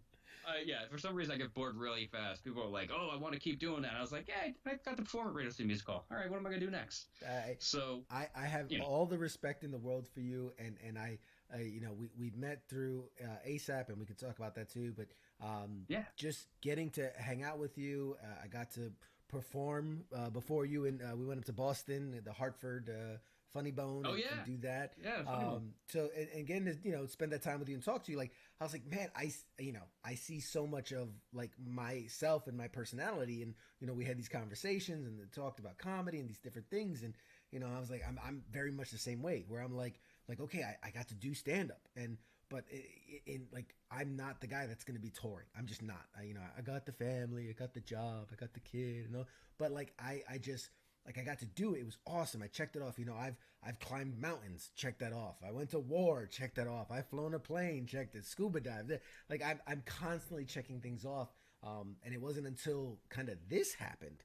And let me just say real quick, I have to thank you because not only is some of my best comedy come from our conversations, but me getting to do this pop culture radio show, which I'm so happy with and I love doing, and it's one of the first few things where I'm like, oh, I could see myself doing this for a while. This became because of you, believe it or not. This was because of you. I don't know if you know that. Oh no, I didn't. Yeah. Okay. So for the folks at home, I started doing stand up because I joined a program called ASAP, Armed Services Arts Partnership. It trains veterans, family members, spouses, all that, to do comedy free of charge. It's a great program, absolutely phenomenal. Did the boot camp, performed at the DC Improv. I mean, legendary stage. Performed, got to do a bunch of other stuff, and then met PJ through. He's an ambassador for the program. You do a lot with art. What do they call you? The artist. I think I'm on the Artist Council. Different the title always changes. I think I'm part of the Artist Council now. You're a member of the Artist Council. Ambassador, dictator, whatever. You're something with ASAP. But your face is on one of the awards. I know that. So that's an honor right there. Your face is on an award. There's an award's named after me. Yeah, the PJ Award. Yeah. PJ Walsh Award for service and other nice things. I think it's something like that. Yeah. I hope to one day have a PJ. I really do. I hope to have a PJ of my own one day. So hopefully I can earn one. But there's a lot of people out there. I know Larry the Cable Guy, Bill Engvall, Jeff Matt Eisen is one of my best friends, and I think they all got Emmys. But I mean, hey, if you ain't got a PJ, you ain't nobody. Having a PJ. Yeah. You got to get yourself PJ. Okay, put it this way: how many hundreds of thousands of people have Emmys? Right? They're everywhere. Everybody's got an Emmy, an Oscar, a Grammy. How many people got PJs? I'm just saying. Like it's a limited number. They give that to Benari Polton's one of my best buds, right? At Gotham Comedy Club. So I came to Gotham Comedy Club when they were giving it to him, and I walked up and I handed it to him, and I was just like, the fact that one of my best friends is going to have my face staring at him in his living room at some point. And Benari had the best response, and he grabs the award and he goes, "Oh, PJ, the things you're going to see." Yes. See, that's the comedy of it. So going back, so I got to do all this stuff. I met PJ. They asked, "Hey, does anybody want to go?" You gave this wonderful opportunity to veterans who are comedians that were just getting their start. You said, "Hey, I'm doing these comedy spots." You were doing, I think it was Virginia Beach, Boston, and I don't remember the other one. Syracuse and Richmond. Syracuse and Richmond, yeah. And you said, "I want ASAP veterans who literally just started doing comedy to open for me, to perform with me." That was huge of you to do, and to open that up for so many people to have an opportunity of a lifetime. I took the chance. I went up to Boston with you. We performed. You changed my set in a very simple way. You heard me do it once, and you said I had this one joke about missing the finger. And you said, like, you said, "Oh, I get such a good reaction," but it's like buried in the middle of the set. You're like, open with that. Let that be the opener. Just break the ice, get a quick laugh. But as soon as I did that, it changed the flow of my set. The set all of a sudden gets funnier because people are rolling from the very beginning of it. So that was you. That was your feedback. And then it was a couple months later, I get an inbox request for the comedian, the veteran comedian CQ. We want you on WTF Nation Radio. I'm like, wait, what? Why would anyone care about me? And they go, "Well, we just interviewed PJ Walsh, and he talks so highly about the ASAP program. And when we looked it up, we found you, and the rest is history." We did the interview. It was a great time. It's out there. You guys can listen to it if you want to. But after that, this whole kind of spun out of that. So all this awesome stuff that's happening in my life is really thanks to you. So I really, let me first just say thank you very much, because it's a big part of you. Well, look, I think here's a big thing, and I appreciate that, dude. You're one of the best guys I know. You're natural for it. You're extremely funny. You're also an owner of your story and your own experience that happened to you, which is just there's an amount of courage that you have, even though you're silly and all this stuff. So I respect that tremendously. But you get an opportunity, you executed it, you know. So I said, you were a great guy to spend time with. So, I mean, it's just easy to go point in your direction. I think there are two types of people in the world: there are people who work the room, and then there are people who people want to introduce you to the room. And that's where you fell into the you need to meet this guy. Oh, I appreciate that. But we're not here to talk about me. Okay, we can talk about me all the time, but we're here to talk about you, man. You. And one of the things I did want to touch on, and you kind of alluded to it, you got to be in a movie. You got to be in the movie Delta Farce. Yes. I mean, yes, I was in. Tell me about that, please. Sure. Larry the Cable Guy's Delta Farce. I was it's pretty funny. Like I'm a medic at the end. Like Bill Engvall gets shot in the butt and the ass, and Larry comes up and I go, he goes, "Is he okay?" And I go, "He got shot in the ass. He'll be fine." And that was it. That was my line. So here's the deal with that movie. Since I was a kid, all I wanted to do was be in a movie. Right. So the movie's released on the weekend, and I'm doing a comedy club in some comedy club on the weekend, and it was in Columbia, Missouri. That's where it was, Columbia, Missouri. I'm at the gym over the weekend. I'm driving back from the gym, and on the marquee I see Delta Farce, and I'm like, you know what? Let me go and then see myself in a movie theater. Like, this is gonna be like what I've always dreamed. So I pull up. Now I had watched the movie about 5 or 6 times on the tour bus with Larry. He played a bunch of times. It is an awful movie. I'm in it, and it's painful to get through. So I get to the movie theater, and I see a kid behind the counter. I go, "Hey, can I get a ticket to Delta Farce?" He's like, "Oh, it's already started. It's been about an hour." I go, Perfect. I'm at the end. I just want to get in there and watch it. He goes, and the kid goes, "Oh, I don't know if I could let you watch." And I go, "Well, I'm a comedian. I'm in the movie. I'm playing the club. Can I please get in?" He goes, "Let me get my manager." So the manager comes, And I go, he goes, can I help you? I go, I'm in this movie. I want to go see it. He goes, yeah, no problem. So I give him like $7.50. I go inside the theater, including myself. There's a total of 5 people there. 5. I want to go back outside and go, you need my money. Why would you even turn me down? So inside the theater, there is a father and son sitting in the front, and then in the back is a little old man in a wheelchair, and there was a woman with him, like escorting him. So the movie's playing. My part comes up. I look around. Nobody cares. I say my line. Got shot in the butt. He'll be fine. I'm like, hey, that was me. Nobody cares, right? And then I wait to the end, and the credits start to roll just so I can see my name in the credits. And the father and son get up and leave. And then I get up. I see my name. I'm like, oh, dude, that's my dream. All right, just came through. I'm walking out. The little old man in the wheelchair, he's still there, and he's dying laughing. He's just in his wheelchair going, ah. So I stop in front of him. I go, sir, did you enjoy the movie? And he goes, nope, that was terrible. And I go, oh, because I was in it. At the end, I was a medic who patched up Bill Engvall's ass. I'm the guy who said, he got shot in the ass. He'll be fine. And he looks at me, and he looks at the screen, and he looks at me again. He goes, that was you, wasn't it? I go, yeah. He goes, son, I wouldn't tell anybody. Jesus, this guy should be a comedian. He's hilarious. Dude, and then another great story about that movie is I think you know about this. In 2007, I've done a lot of trips overseas, entertaining trips. Has always been like, I think 2002 was my first one, and a lot of trips to Iraq and Afghanistan. And then in 2007, I ended up in a C-130 flying over Afghanistan with a bunch of flag-draped coffins. So it was about 5.5 hours of silence I will feel for the rest of my life. I mean, just riding with that, and then we did a removal ceremony, and it was the first time I stood in parade rest since I was in the military. It was powerful. So I left. I came back from that trip, and I had this mindset where I was just like, look, I communicate for a living.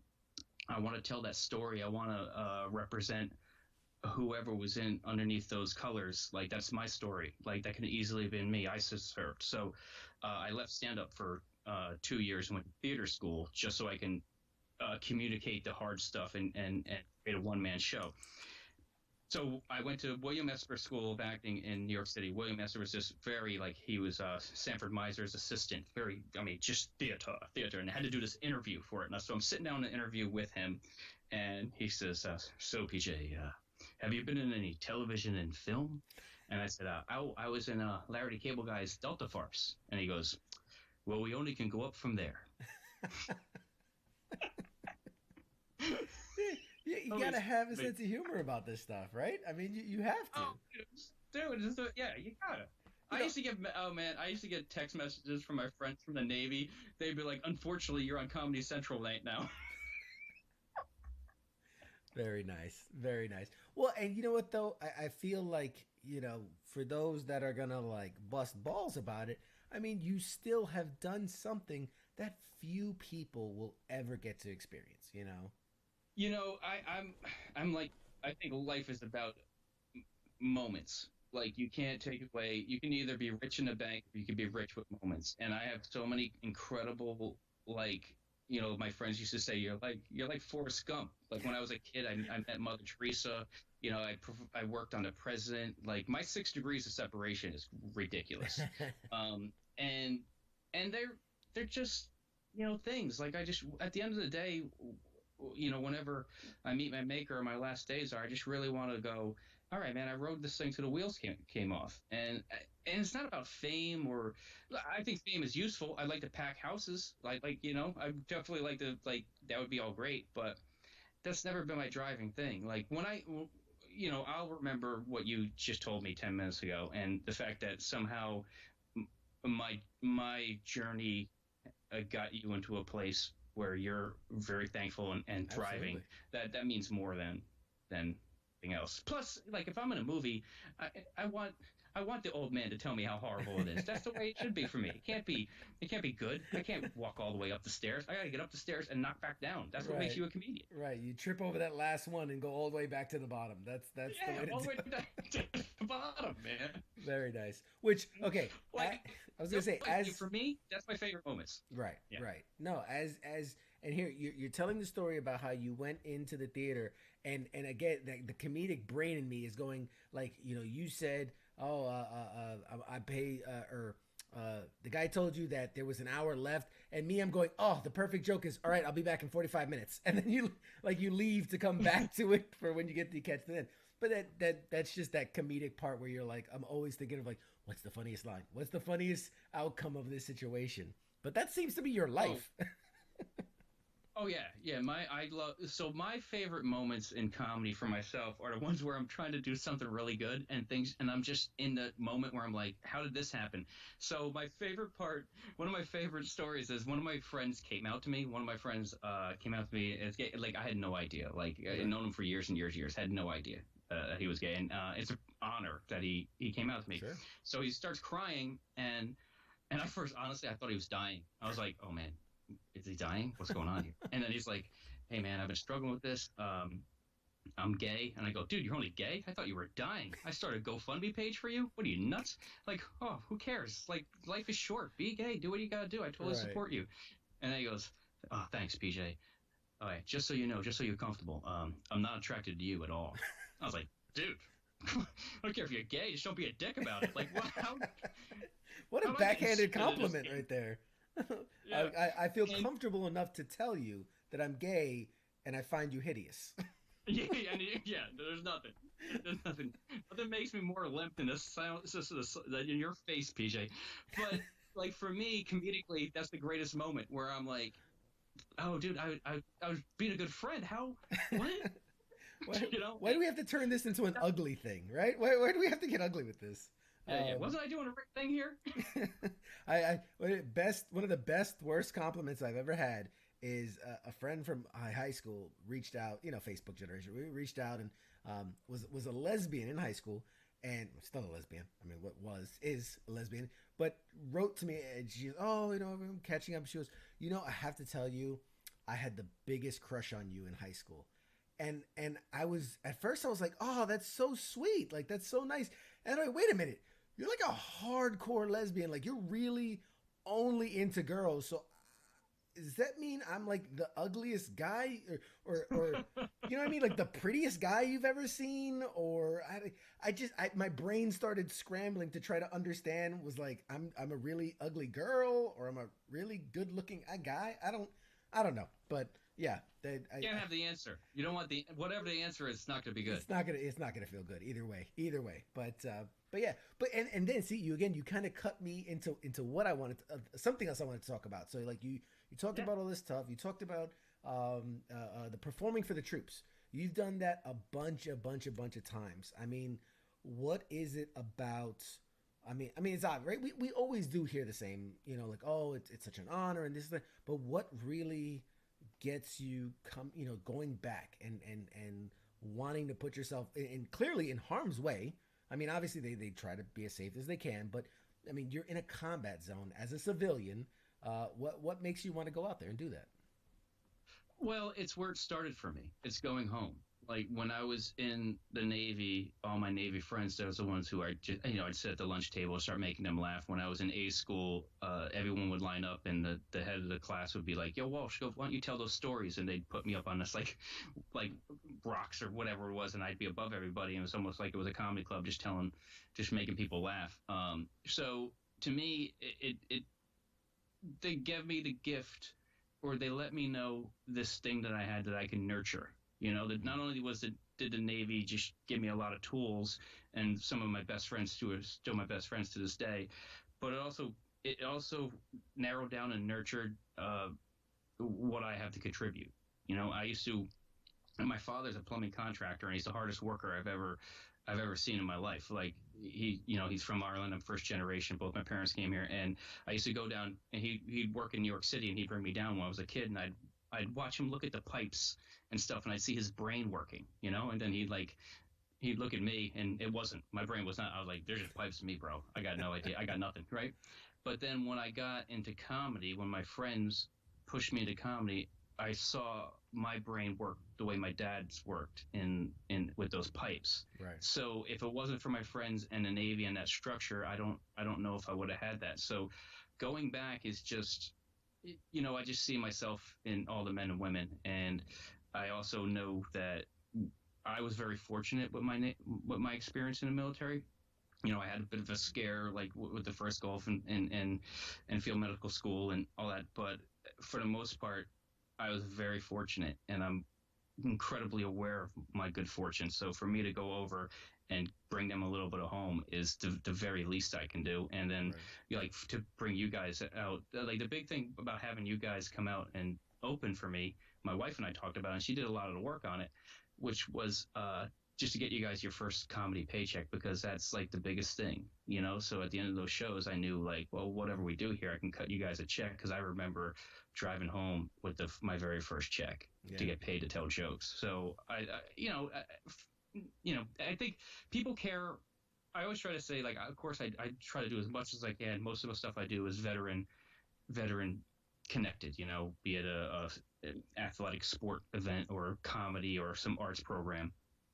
Because it's what I care about. I try to tell people that all the time. But whatever you care about, not everybody's gonna care about it on the same level you care about it. Yeah. So for me, I'm like, this is the niche. This is the area I am. This is where I feel incredibly grateful, and where I get to speak my own language.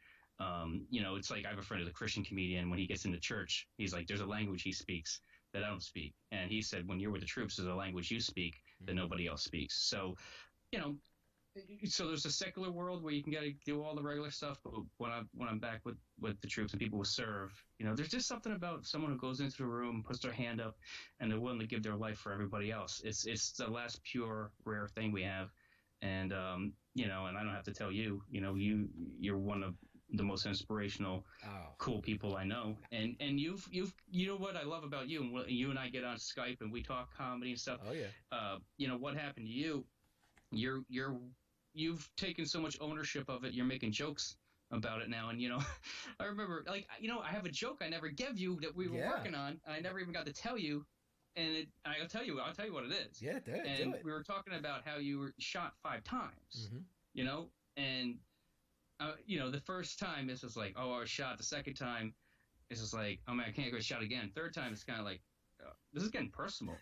Do they know me? Like, is that like girl I dated over there or something? And I remember you and I telling you that, and you died laughing. And that's what I also love about veterans and people who've been through things, because it also inspires me to go, look, I have to work harder. I of course I have my days where I complain, but I have so many people in my phone who are like, no man, like I'm fighting through this, so it makes me go, yeah, man. I just find you're one of the people in my orbit that inspire me to keep trucking on.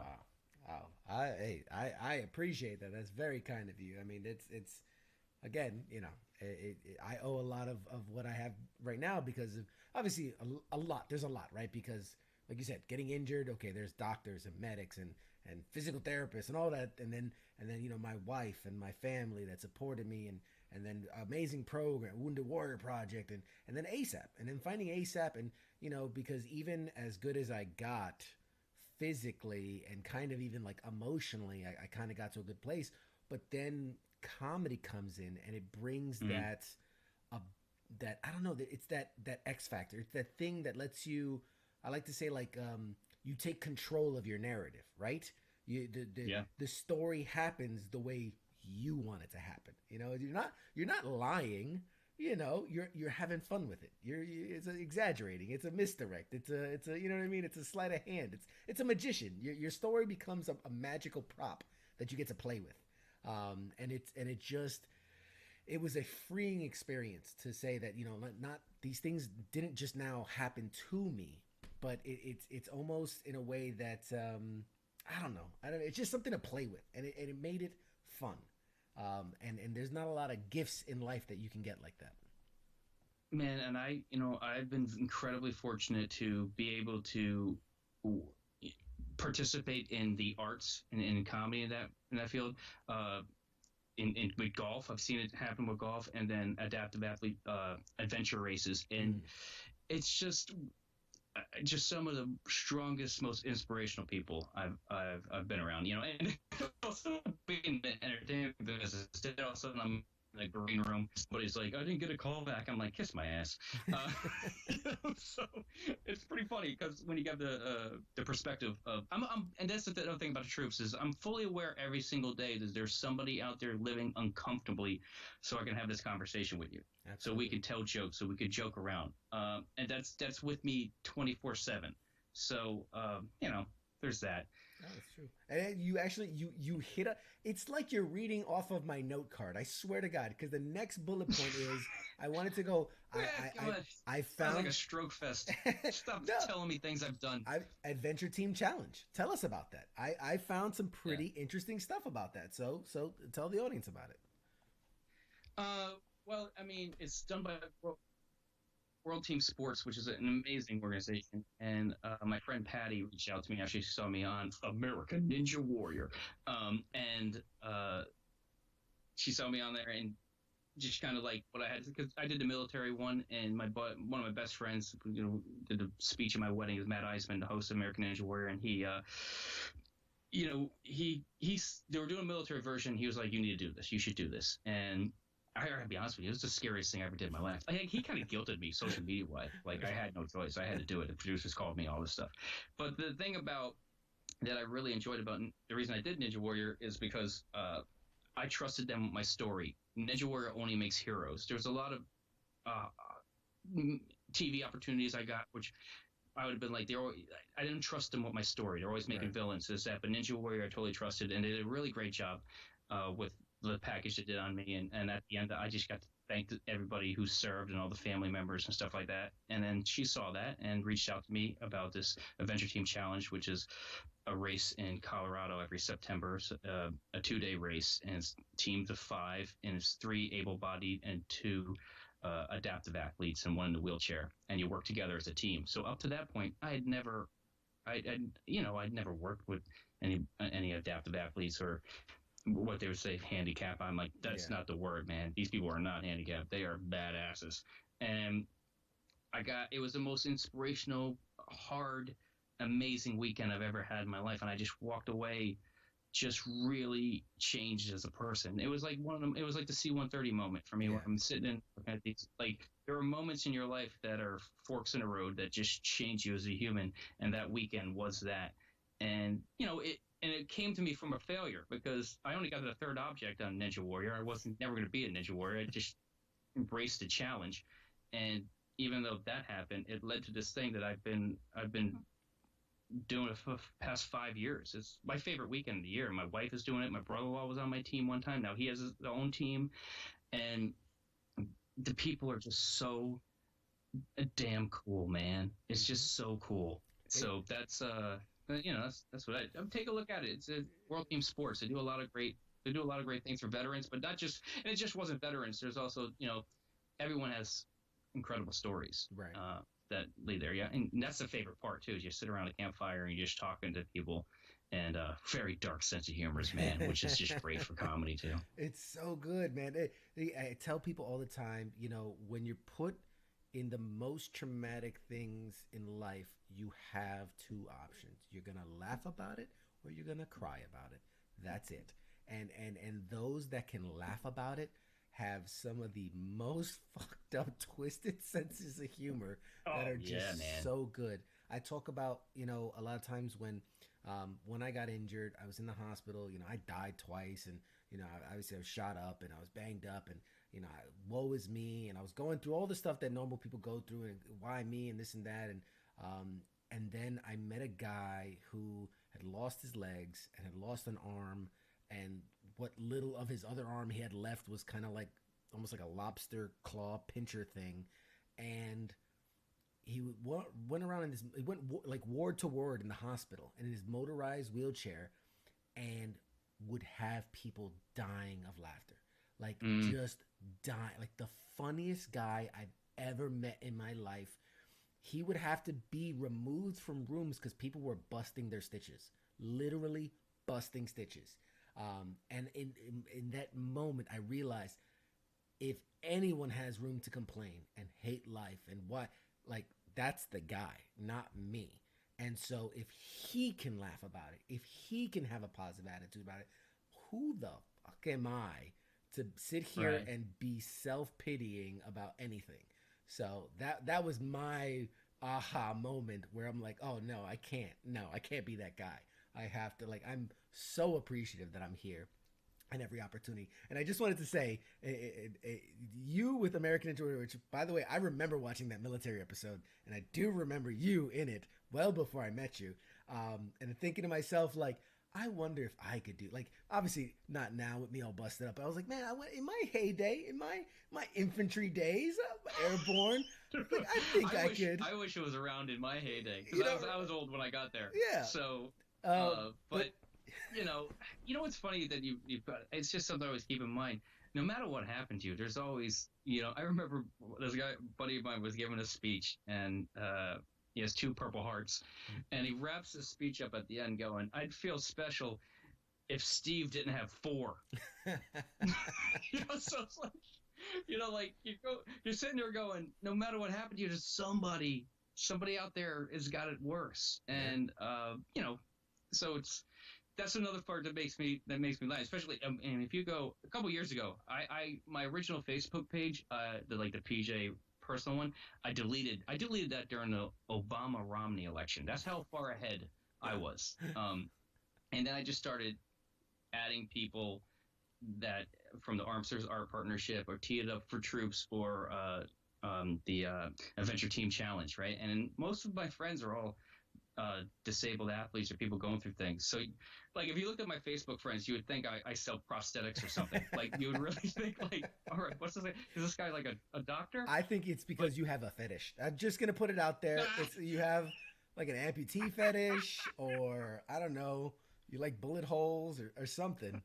That's your thing, man. It's cool. We don't judge here on Pop Culture Warrior. We don't judge. Everyone is included, so no worries. You know what? I don't know. You might be onto something. But real quick though, the American Ninja Warrior thing, you've obviously done it a few times. Yeah.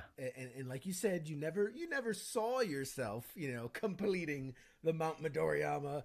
But I have to ask, do you see any semblance of, like we've talked about kind of like how you see your life, and that, like, I can't succeed. Like, the best thing that could happen is that I fail, because that's almost the funnier story.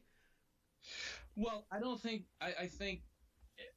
there's such thing as failure. I think there's, like, failure is not even trying.